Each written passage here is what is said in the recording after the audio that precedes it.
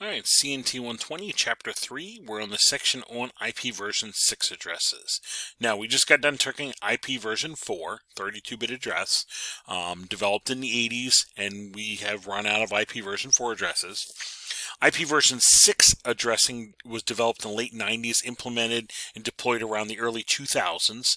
This is a 128-bit number. So, mathematically speaking, 2 to the 128 lets us know that we have 3.4 times 10 to the 38, so move your decimal point 38 places to the right.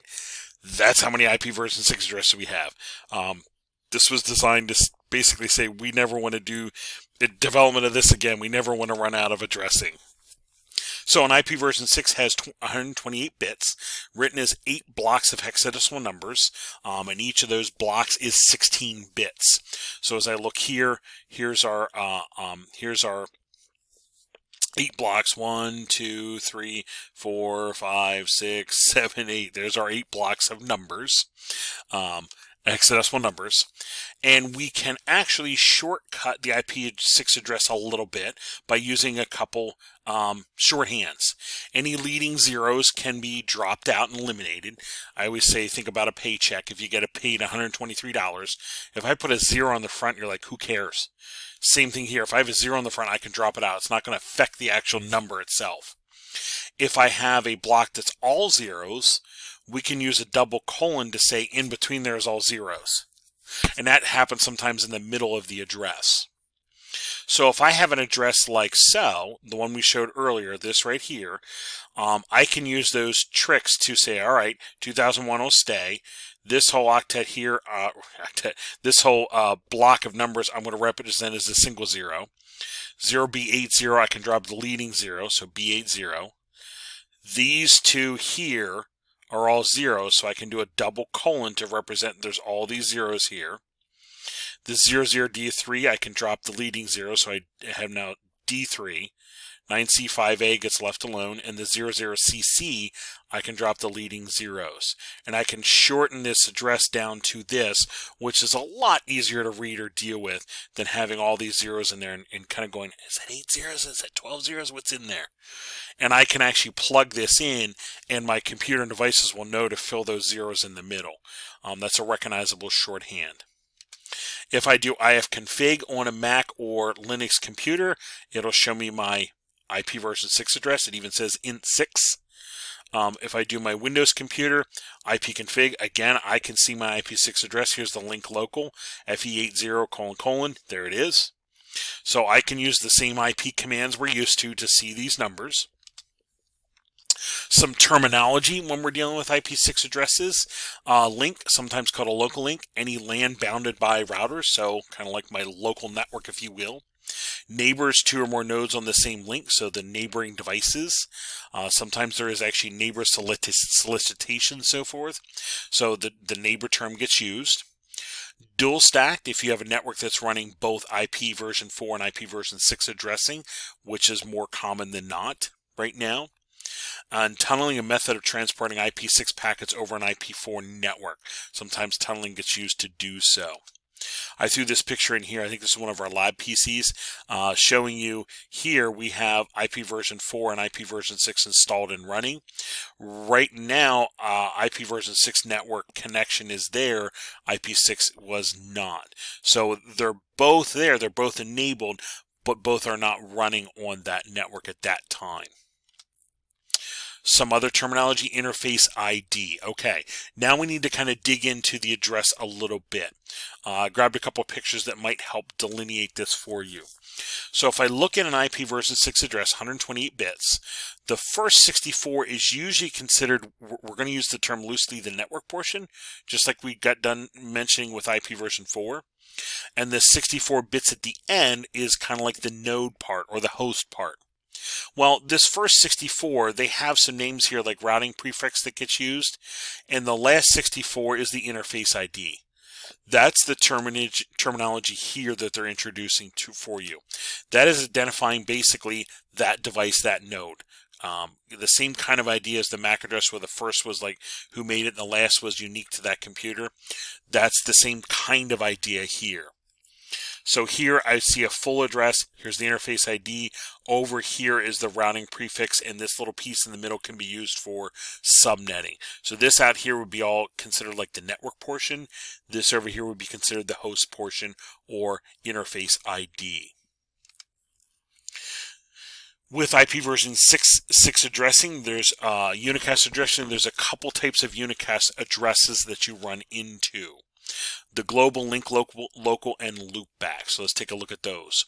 The global address is essentially a public IP4 type address. It can be routed on the internet. The global address can be routed out across the internet. Most of these begin with a prefix of 2000. First 3 bits are fixed 001. So these usually start with like a 2000 type number. So right here, this out here is 001. This part here is typically going to start with your 2000. This is another picture I had showing you the global unicast, and there's your prefix. So just like we had IP version 4, we were looking at that first octet to kind of determine the class. Here we're looking at that first number to determine the type of address it is. The next one is a link local. This would be similar to an IPv6 address with IP version 4, kind of a local address for local purposes. This is typically going to begin with FE80. FE80. That is typically the prefix that gets used here.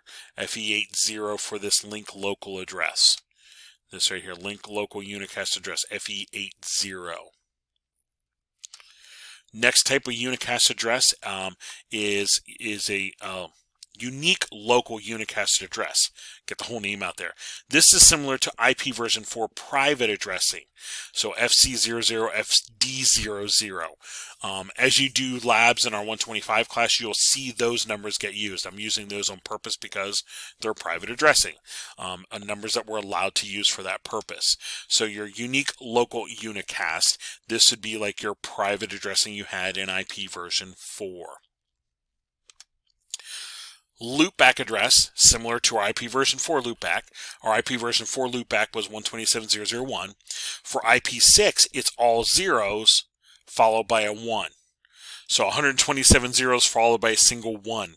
So we typically write it as : 1. All zeros up there and a 1 at the end. That is your IP6 loopback. Again, IP4 loopback here, IP6 loopback 0.0.0.0.1 at the very end. And here would be a loopback test for IP4, and then an IP6 loopback test here, ping : 1. There it is. There's your loopback test for IP version 6 to see if IP version 6 is installed and functioning on your system. There's also a multicast address. So we hit the unicast addressing. There's also a multicast address for IP6. This typically begins with FF00. And again, you typically see this when dealing with like routing protocols on IP6. The routing updates between the routers would typically be a multicast using FF00. So down here at the bottom, here's your multicast prefix of FF00. There is another type of address called Anycast. With IP version 4, we had the broadcast address. IP6, we don't have broadcast, but we do have Anycast. This typically gets done for something like a DNS server. Your computer might know of multiple DNS servers to use. It might Anycast out and try to find the closest one. The closest one responds, and it uses that one. So it's a way to handle that type of traffic, Anycast. So here, we don't use broadcasting in IP6. Here's the Anycast trying to find the closest DNS server. Unicast going to a single node and multicasting going to multiple nodes. So that's where those would typically get used. With IP version 6, we can have auto configuration. This is similar to how a IPv6 works. With IP version 6, it can auto configure its own link local address. And again, this will be used for local communication. There's a couple steps that get done. The computer creates its own IP6 using FE80, and the last 64 bits can be generated in two ways, either randomly or using the MAC address of the computer. So it can actually take the MAC address and use that as the last 64 bits, if you will. MAC address is 48 bits. It just turns it into a 64-bit number. Step 2, It's going to check to see if that IP address is unique on the network. It's going to do a duplicate address detection. It's going to send a message to that IP, the one it's going to use. And if it gets a reply, it knows that it's out there being used already, so it won't use that. If it doesn't get a reply, it assumes, hey, must not be getting used. Step 3, the computer asks if a router on the network can provide configuration. Does a router solicitation. If the router responds with DHCP info, router advertisement, the computer uses whatever information this might be. If the network's prefix is supplied, this will become the first part of its own IP address. That's your prefix discovery. Here it shows you randomly generated. This is the MAC address. Here is your FE80, and you'll see this has nothing to do with the MAC address.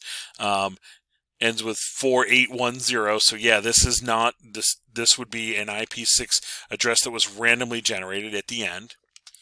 Meanwhile, here is one that uses the MAC address for the tail end. So here's FE80, and if I look at the end of the MAC address 6B24, I see over here 6B24. So this would be a IP6 address that used the MAC address for the tail end of the IP version 6 address. So that's an auto configuration process to do self-assigned IP version 6 address for use on the network. When we come back in the next podcast, we will move on to some port numbers.